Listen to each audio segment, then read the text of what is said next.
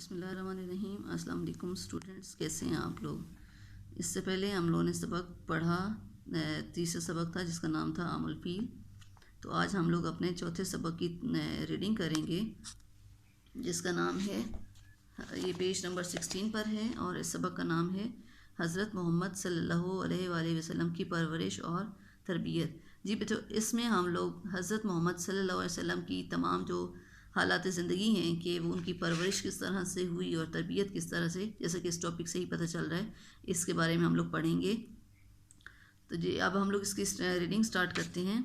जब हमारे प्यारे नबी हज़रत मोहम्मद सल्लल्लाहु अलैहि वसल्लम पैदा हुए तो अरब के मालदार घरानों में ये रवाज था, मालदार यानी अमीर तरीन घरानों में ये रवाज था कि अपने बहुत छोटे बच्चों को परवरिश और अच्छी आदतें सीखने के लिए मक्का से बाहर भेज देते थे और वहाँ अच्छे ख़ानदानों की औरतें बच्चों को पालने के लिए ले लेती थीं या ख़ुद मक्का आकर अपनी पसंद के ख़ानदान के बच्चे ले जाती थीं। जी जिस साल जिस मतलब हज़रत वसल्लम पैदा हुए हैं वहाँ पे अरब के जो था एक निज़ाम था, उसमें ये था कि जो अरब के जितने भी कबीले थे या मालदार घराने थे उसमें ये रवाज था कि वो अपने बच्चों को, जब उनके बच्चे पैदा होते थे उसके बाद छोटे होते थे, तो वो क्या को उनकी परवरिश और तरबियत के लिए वो उनको मक्का से बाहर भेज देते थे। ठीक है, ताकि उनका क्या है कि जो बच्चों का है ना कि अच्छी तरबियत हो सके। और उसके लिए क्या होता था कि जो वहाँ के औरतें थीं वो अच्छे ख़ानदानों को के जो बच्चे थे उनको पालने के लिए ले जाती थीं। ठीक है, या ख़ुद अपनी पसंद के ख़ानदान के जो बच्चे थे वो लेकर जाती थीं। तो नेक्स्ट टॉपिक है कि अरब के रहने वाले ऐसा क्यों करते थे। अब पहले हम लोगों ने पढ़ा ना कि जो अरब यानी अरब में था कि बच्चों को तरबियत के लिए मक्का से बाहर भेज दिया जाता था। अब नेक्स्ट टॉपिक है कि ऐसा वो क्यों करते थे अरब वाले जो हैं। तो इसका अब हम लोग आगे बढ़ते हैं कि अरब के लोग ये चाहते थे कि उनके बच्चे शहर से दूर खुली फ़िज़ा में परवरिश पाएँ, खुली फ़िज़ा यानी हवा में, ताकि उनकी सेहत अच्छी रहे और वो बड़े होकर ताकतवर और मजबूत जवान निकलें। दूसरी वजह यह थी कि मक्का में अक्सर बीमारियां फैल जाती थीं जिनसे बचाने के लिए बच्चों को शहर से दूर भेज दिया जाता था। मक्का में चूँकि दूसरे इलाकों के लोग भी आकर बस गए थे, इस वजह से वहाँ की अरबी ज़ुबान भी बिगड़ गई थी। बच्चों को मक्का से बाहर इसलिए भी भेजा जाता था कि वो असली और उम्दा ज़ुबान अरबी ज़ुबान बोलना सीख लें और सहरा की ज़िंदगी से भी वाकिफ़ हो जाएं। अब यहाँ पे इस जवाब का इसका भी आंसर हमें मिल गया कि अरब के जो रहने वाले लोग थे वो ऐसा क्यों करते थे। अब उनके जो इस रहने की वजह थी, उससे मतलब बाहर खुली बच्चों को भेजने की जो वजह थी, वो ये लोग चाहते थे कि जो उनके बच्चे हैं वो इस मक्का से दूर दराज जो है वो खुली फ़िज़ा में सांस लें और उनकी सेहत अच्छी हो और वो बहुत जब जवानी में हो तो बहुत बड़े मजबूत और ताकतवर जो है वो जवान बने। और उसकी दूसरी वजह भी ये उन्होंने बताई है कि अक्सर जो है मक्का में बीमारियां फैल जाती थी, जिसकी वजह से लोग अपने बच्चों को जो है वो दूर जगहों पर मकामात पर भेज देते थे। और फिर उसके बाद ये भी है कि जो मक्का है उसमें बहुत सारे दूसरे इलाकों के जो लोग हैं वो भी आकर वहाँ पे मुकीम हो गए थे, वहाँ पे रहना शुरू कर दिया था उन्होंने। तो उनकी वजह से जो अरबी की ज़ुबान थी, अरबी ज़ुबान, उसमें बिगाड़ पैदा हो गया, यानी गलत उसको बोलते थे ऐसे बिगाड़ कर।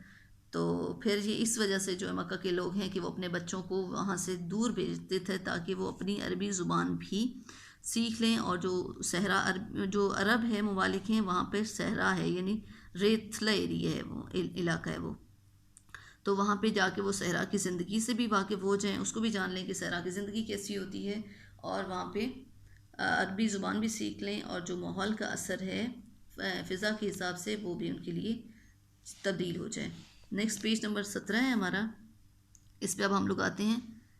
औरतें अक्सर देहातों और गांव से आती और पालने के लिए बच्चों को ले जाती, जिसके बदले में बच्चे हवाले करने वाले इस घराने की ज़रूरियात का हर तरह से ख्याल रखते थे।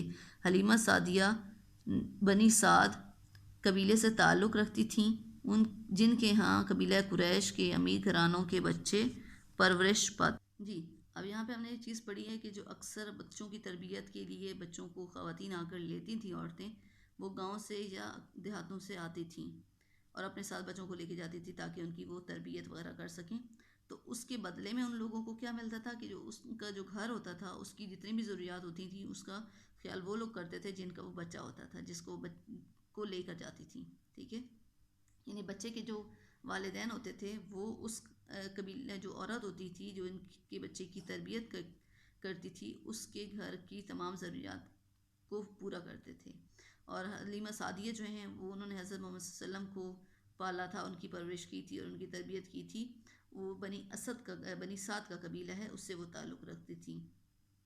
और जितने भी मतलब उनके यहाँ जो है कबीला कुरैश के जितने भी अमीर घरानों के बच्चे थे उनकी परवरिश हलीमा सादिया ने ही की थी। ठीक है, नेक्स्ट हमारा टॉपिक है कि हज़रत सादिया हलीमा सादिया के लिए रहमतें और बरकतें।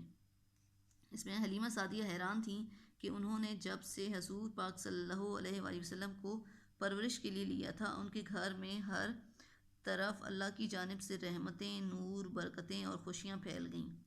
आप सल्लल्लाहु अलैहि वसल्लम ने 2 साल हलीमा सादिया के घर में परवरिश पाई और फिर आप सल्लल्लाहु अलैहि वसल्लम मक्का अपनी वालदा हज़रत आमना के पास आ गए।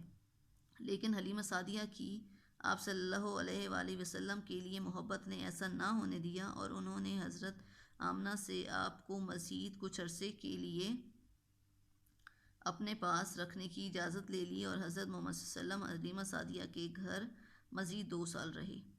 अब यह है कि जब हलीमा सादिया के पास हज़रत मोहम्मद सल्लल्लाहु अलैहि वसल्लम परवरिश के लिए आए हैं तो उससे जो चीज़ फ़ील हुई है हलीमा सादिया को वो बड़ी हैरान होती थी कि जब से हज़रत मोहम्मद सल्लल्लाहु अलैहि वसल्लम इनके घर में आए हैं तो इनके घर में अल्लाह ताला की तरफ से जो रहमतें हैं वो बहुत नाज़िल होना शुरू हो गई हैं। हर तरफ खुशियाँ हैं, नूर है और बरकत शामिल है उनके घर में। तो उस वजह से उन्होंने जो है ना मतलब बड़ी खुश होती थी और उनको ये अंदाज़ा था कि ये आप सल्लल्लाहु अलैहि वसल्लम की वजह से है माशाल्लाह, कि आप सल्लल्लाहु अलैहि वसल्लम की वजह से उनके घर में खुशियाँ और इस तरह से बहुत वो खुश हुई। और हज़रत मोहम्मद सल्लम ने जो हलीमा सादिया हैं उनके पास 2 साल परवरिश की और उस पाई और उसके बाद वो अपनी वालदा जो है हज़रत आमना के पास चले गए। जैसा कि आप लोग जानते हैं कि हज़रत वालदा आमना की वालदा का नाम क्या था, सॉरी हज़रत मोहम्मद सल्लल्लाहु अलैहि वसल्लम की वालदा का नाम क्या था, वो हज़रत आमना था। 2 साल हलीमा सादिया के पास वो रहे और वहाँ से वो अपनी वालदा के पास वापस आ गए। उसके बाद क्या था कि हलीमा सादिया जो है उन्होंने 2 साल हज़रत मोहम्मद सल्लम को अपने पास रखा तो उनके साथ उनकी मोहब्बत इस हद तक हो गई कि वो उनके बगैर नहीं रह सकती थी। तो उन्होंने मज़ीद हज़रत आमना से 2 साल मज़ीद इजाज़त ली कि वो अपने पास जो है हज़रत मोहम्मद सल्लम को रखें। तो इस तरह से मज़ीद जो है हज़रत मोहम्मद सल्लल्लाहु अलैहि वसल्लम 2 साल हलीमा सादिया के पास रहे। तो इस तरह से जो हज़रत मोहम्मद सल्लल्लाहु अलैहि वसल्लम ने हलीमा सादिया के पास जो परवरिश पाई या तरबियत उन्होंने की उनकी, तो उसका जो टोटल दौरानिया बनता है, जो टोटल अरसा बनता है वो 4 साल का बनता है कि हज़रत मोहम्मद सल्लल्लाहु अलैहि वसल्लम हलीमा सादिया के पास 4 साल तक